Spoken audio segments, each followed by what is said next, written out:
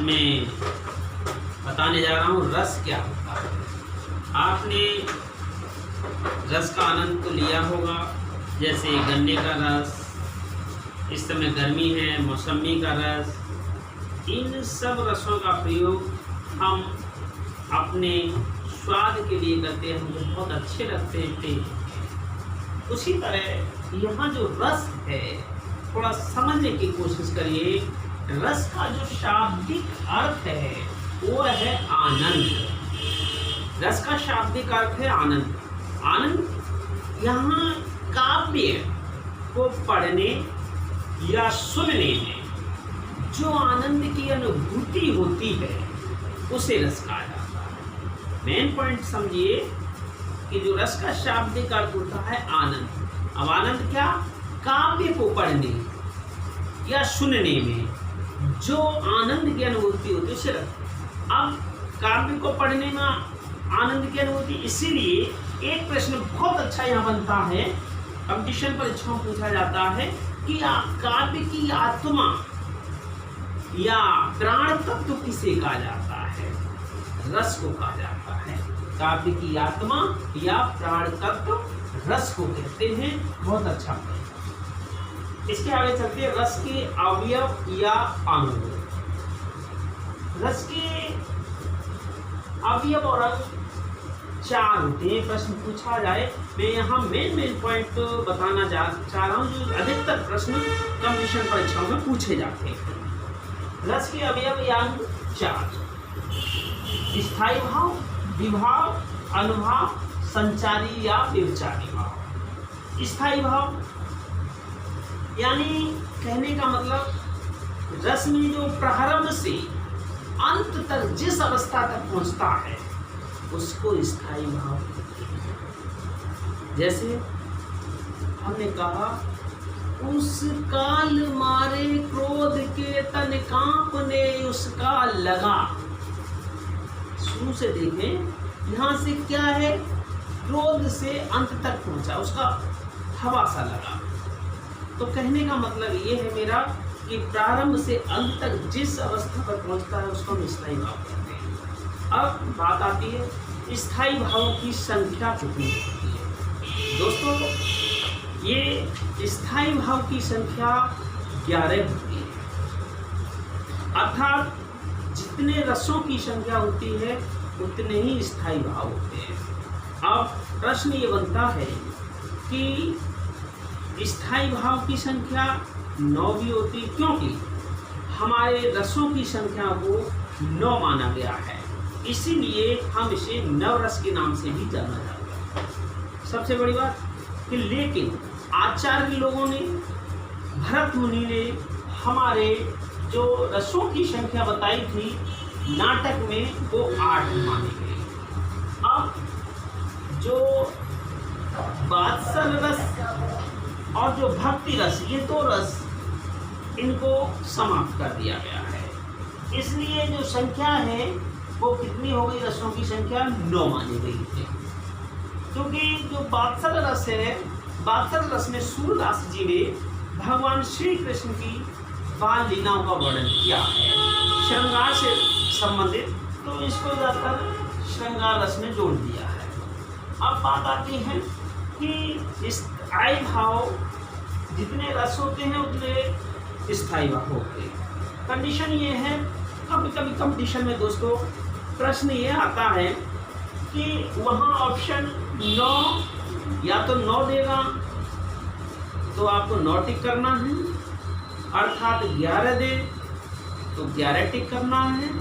समस्या यहाँ आए कि अगर ऑप्शन में 9 और 11 दोनों हैं तो उस केस में आपको 9 ही टिक करना है।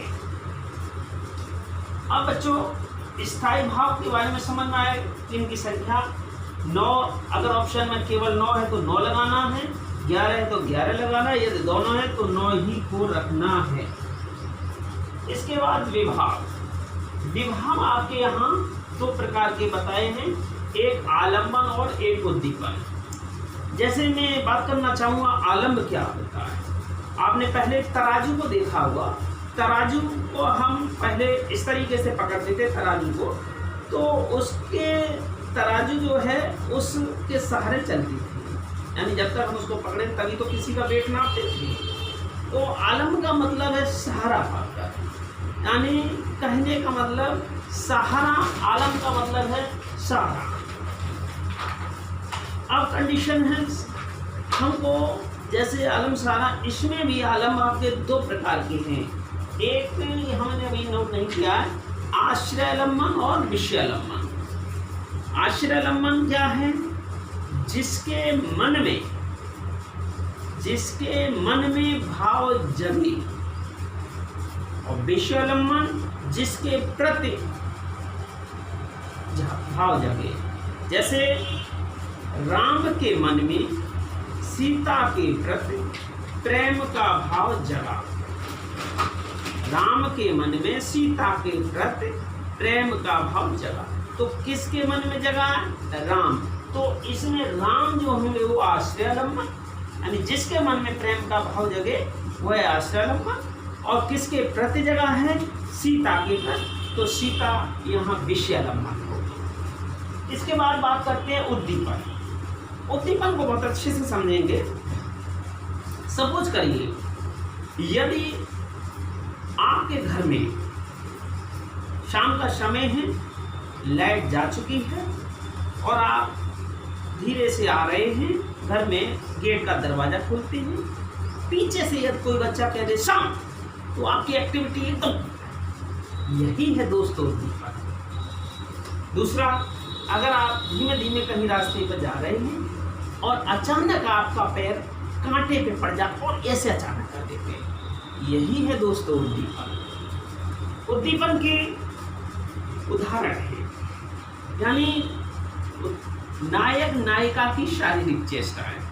आपने अभी लोग मूवी देखते हुए, जैसे अभी रामायण में अभी मैंने देखा, तो जब वनवास में राम लक्ष्मण और सीता जी जा रहे थे और दशरथ जी की क्या स्थिति थी, मैं जानता हूँ सभी हमारे देशवासियों की, भारत के देशवासियों जो जो इस सीरियल को देख रहे होंगे, सबकी आंखों में आंसू आ गए थे। यही दोस्तों है उद्दीपन, यानी नायक नायिका की शारीरिक, वो एक क्या कर रहे हैं, एक नाटक कर रहे हैं, लेकिन वो काल्पनिक है, लेकिन आपके क्या है, आंसू आ रहे हैं।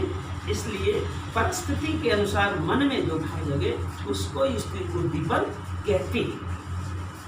अभी एक मूवी की बात करें, विवाह फिल्म में जब वो बेटी आग में जल जाती है हॉस्पिटल में, उसकी जो माँ उसको बहुत परेशान करती थी, जब दूर से देख रही होती है, तो मैं दोस्तों समझता हूँ सभी हमारे जितने भी भाई बंद उसको देख रहे होंगे, सबकी आंखों में आंसू आ जाते हैं।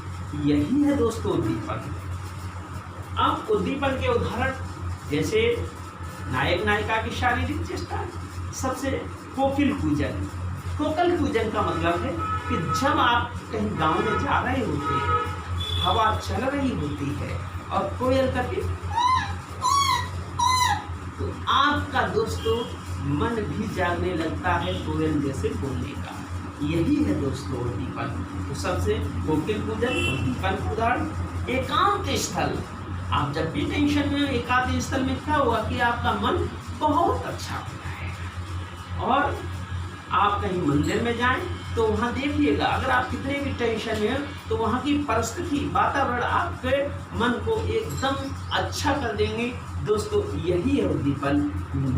नेक्स्ट डेफिनेशन है कि परिस्थिति के अनुसार मन में जो भाव जगे वह उद्दीपन कहलाता है। इसके बाद दोस्तों अनुभव, बहुत प्रश्न आता है कंपटीशन टेट में, सी टेट में, TCS IAS में। अनुभवों की संख्या में यहाँ ज़्यादा डीपली नहीं जा रहा हूँ, क्योंकि हमें उस चीज़ को ज़रूरत है कि मुख्य चीज़ों को लेना है। अनुभवों की संख्या 8 मानी गई है। प्रश्न पूछते हैं कि अनुभव कितने, तो 8। संचारी व्यभिचारी की संख्या 33, बहुत मोस्ट इम्पोर्टेंट है। 8 और 33, इनके आठों के नाम या 33 के नाम लिखने की कोई आवश्यकता नहीं दोस्तों। इसके बाद एक प्रश्न बनता है रस के प्रकार। रस कितने प्रकार के होते हैं? अभी जैसा मैंने स्थायी भाव के बारे में बताया 9 और 11, वही कंडीशन यहाँ है। अब सबसे मेन पॉइंट है कि यहाँ जो प्रश्न बनता है स्थायी भाव सबसे पूछा जाता है। अब बेटे सबसे पहले आप यहाँ क्रम देख रहे हैं श्रृंगार। ये बहुत इंपॉर्टेंट बात है कि रसों की संख्या 9 मानी जाएगी। बहुत बार परीक्षा में पूछा कि 9वां रस कौन सा है, 9वां रस कौन सा है। मैंने एक अपने माइंड में एक ट्रिक बनाई है, आप भी थोड़ा जाएंगे कि शुरुआत कहाँ से है? श्रृंगार। और जब सब जगह श्रृंगार करते हैं और धीमे धीमे चलते कोई चीज शांत हो जाती है, एक स्थिति ऐसी आती है शांत, तो वो हो गया 9वां रस शांत और पहला रस श्रृंगार रस। अब बेटा नंबर 1, अगर जो चीज नंबर 1 पे है, आप देखते हैं अगर आपका बच्चा टॉप 10 में नंबर 1 स्थान आता है तो वो क्या कहलाएगा? सर्वश्रेष्ठ। वही यहाँ है कि अगर परीक्षा में सर्वश्रेष्ठ रस पूछा जाए तो कौन सा लगाएंगे बेटा? श्रृंगार रस। ये कई प्रकार से पूछा जाता है, सर्वश्रेष्ठ रस या रस राज या रसपति, इन तीनों का आंसर श्रृंगार रस। रसराज किसे कहते हैं? श्रृंगार रस को। रसपति किसे कहते हैं? श्रृंगार रस को। सर्वश्रेष्ठ रस किसे कहते हैं? श्रृंगार रस को। और दूसरा प्रश्न बनता है कि 9वां रस कौन सा है? तो 9वां रस शांत रस। दोस्तों बात करते हैं श्रृंगार रस। श्रृंगार रस का स्थायी भाव रति या प्रेम, तो ऑप्शन में ज्यादातर रति मिलता है आपको। अब ज्यादा अगर इसके अंदर जाएंगे तो ये भी संयोग और वियोग, जैसे मेरे तो गिरधर गोपाल, मेरे तो गिरधर गोपाल दूसरो ना कोई, जाके सिर मोर मुकुट मेरो पति सोई। यानी यहाँ इसमें बहुत अच्छा वर्णन हो रहा है कि हम ज़्यादा इसकी व्याख्या नहीं करेंगे। जाके सिर मोर मुकुट, अगर कोई भी चीज़ को अगर हम पूरा सजते हैं समरते हैं तो जाहिर सी बात है कि हम मोर मुकुट लगाते हैं, सजते हैं, तो यहाँ सजना और संवरना ही श्रृंगार है। दूसरी बात वियोग। वियोग का मतलब होता है विलाप, बिछड़ना। जैसे ऊर्ध्वो मोहि ब्रज विस्मृत नाही, हंस सुता की सुंदर कगरी और द्रुमन की छाई। थोड़ा इसका अंश जो वियोग के हे उधर मोये ब्रज अच्छा नहीं लगता है, ये जब हंसता की सुंदर कगरी मुझको, जब तक द्रुमन की छाई भगवान श्री कृष्ण की छाई इसमें नहीं दिखाई देती तब तक मुझको ये ब्रज अच्छा नहीं लगता है। ये है वियोग रस। अब दूसरी बात, दूसरा रस है हास्य रस। हास्य रस का मतलब है सीधा सीधा इसका स्थायी भाव होता है हंसना। इसमें मैंने लिखा नहीं, जगह कम थी। तंबूराले मंच पर बैठे प्रेम प्रताप, तंबूराले मंच पर बैठे प्रेम प्रताप, साज मिले 15 मिनट घंटा भर आलाप, घंटा भर आलाप रात में मारा गोता, धीरे धीरे खिसक चुके सारे सूता। यानी कहने का मतलब ये है कि साज बाज तंबूरा हारमोनियम बाजा लेकर के बैठ चुके हैं और क्या करते हैं कि अगर वो 15 मिनट तो साज बाज 15 मिनट ये करते हैं और घंटे भर सुनते हैं। इतने में क्या होता है, दर्शक उठ जाते हैं और वहाँ से धीमे धीमे खिसकने लगते हैं। तो दोस्तों इसमें क्या है कि हंसी आती है, हाँ यही है हास्य रस। करुण रस, करुण रस का बहुत पूछा जाता है, इसका स्थायी भाव शोक। मेरे दोस्तों समझ रहे हो, करुणा शोक, अगर कहीं दुखी दुख का माहौल हो, गम का माहौल हो, किसी के आंसू आए तो समझ सको करुण रस। शोक विकल सवरो वही रानी, रूप सील बल तेज बखानी, करहु विलाप अनेक प्रकारा, परय भूम तले मारा है मारा। ये जैसे जैसे 11 शोक पितर सब वही रानी, यानी सब रो वही। अगर हम इसका अर्थ नहीं जानते कोई बात नहीं, सो वही, ये रोने का शब्द आ रहा है, शोक शब्द इसमें आ रहा है। तो इसमें दोस्तों बड़ी अच्छे से पहचान होती है कि इसमें कौन सा रस है, करुण रस। इसके बाद आते हैं वीर। वीर माने वीर उत्साह, वीर तुम बड़े चलो, धीर तुम बड़े चलो, सामने पहाड़ो सिंह की दहाड़ो। तो जहां उत्साह हो वहां भी दोस्तों वीर रस होता है। अब रौद्र रस, रौद्र रस का स्थायी भाव होता है क्रोध। दोस्तों श्री कृष्ण के सुन वचन, अर्जुन क्षोभ से जलने लगी, सब सील अपना भूल कर कलियुग मरने लगी।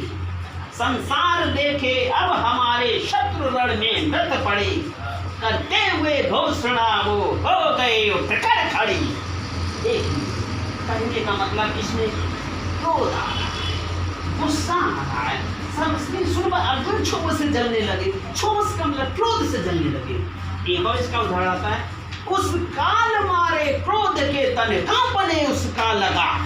उसने क्रोध सब था, तो दोस्तों पहचानिए रौद्र, मानो हवा के जोर से सुलता हुआ सागर जगा।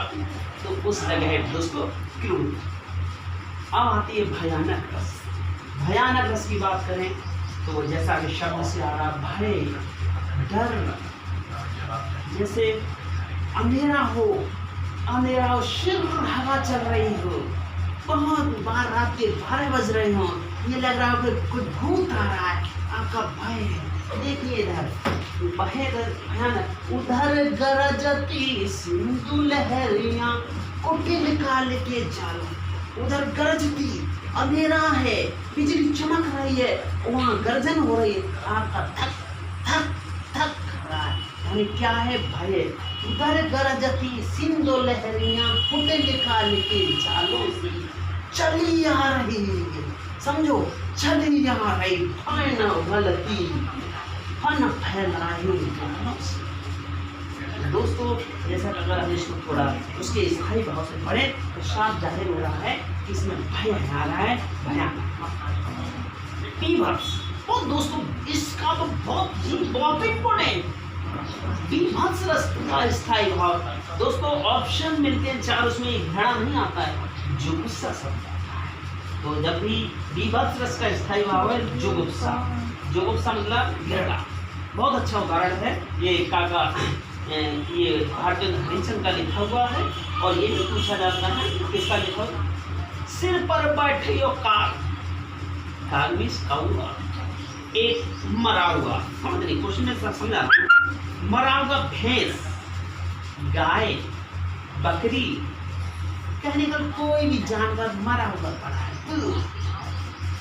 दूर से बदबू, आप यहाँ पर कंफर्ट भी देखा, लेकिन वहाँ क्या दृश्य है, उसके सिर पर एक कौआ बैठा है, टोना मारता है, सिर पर बैठा काग, समझना काग, आँख दो हाथ निकाल और एक टोना मारता, आँख को दोनों खा रहा है, खींचत जीव को खींच रहा है, और खींचत जीव सारा का नाम जीव को बड़े आनंद से वो खा रहा है, गीत जांग को खोद खोद, और जांग का मांस को खोद खोद के क्या होता है कि मांस उसका उपाड़ रहा है, सोना मूर्ति काट के खाता।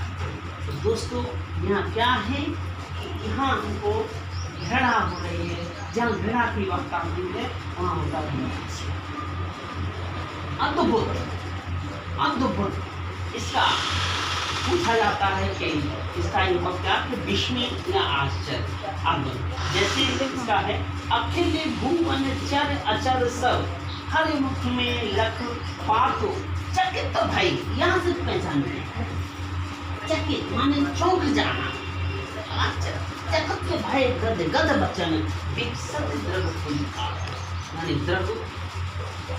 तो कहने का मतलब यहाँ है अद्भुत। इसके बाद आती है शांत रस, नौमारस। पूछा जाता है कि नौमारस कौन सा, शांत। मन रे तन कागज का पुतला, मन रे तन कागज का पकड़, यानी ये मन, ये हे मन, ये तन क्या है, कागज का। जितने भी काया खोजी भगवान से रिलेटेड वो भी भजन में वो आपको शांत रचना। बत्सल, बत्सल माने होता है बालक। सूरदास जी ने भगवान श्री कृष्ण की बाल लीला का जो वर्णन किया है वो आपका बत्सल रथ में आता है। जैसे किलकित कान घुटनों बनावत, तो भगवान क्या है, कान घुटनों के भरा रहे हैं, तो किलकित कान घुटनों बनावत, ये कड़ी, ये है बत्सल रथ। जितने भी भगवान ने श्री कृष्ण का वर्णन सूरदास जी ने बाल लीला वर्णन किया है वो सब बत्सल रस। अब आता है भक्ति रस, भगवत विषय का रस, यानी जहाँ भगवान के प्रेम का वर्णन होता है। तो जैसे राम जप बावली, तो राम जप बावली, तो ये सभी क्या है, भक्ति रस में। तो दोस्तों ये है, इसमें मैं एक लास्ट पॉइंट बताता हूँ, सबसे ज्यादा मोस्ट इम्पोर्टेंट, रस का शाब्दिक अर्थ आनंद। पहला प्रश्न, काव्य की आत्मा या प्राण तत्व किसे कहते हैं, रस। दूसरा प्रश्न ये पूछा जाता है, रस के अवयवों की संख्या 4। तीसरा प्रश्न, स्थायी भाव की संख्या 9 अथवा 11। पांचवा, अनुभवों की संख्या और संचारी विचारों की संख्या। सर्वश्रेष्ठ रस रसराज रसपति, और इसमें विभत्स का और इसका क्या रौद्र रस का, ये सब के स्थायी भाव पूछे जाते हैं। इससे ज़्यादा इसमें प्रश्न नहीं बनता दोस्तों। तो आज की वीडियो कैसी लगी, मेरा ये व्हाट्सएप नंबर है, मुझको जरूर इस पर भी बताएं, 8630158998। और भी अगर हिंदी में कोई भी समस्या हो तो मुझे इस व्हाट्सएप नंबर पर मैसेज दे करके बताएं। मैं प्रयास करूंगा कि आपको उस विषय की यानी उस टॉपिक की वीडियो बना के समझाने का पूरा प्रयास करूंगा। नमस्कार।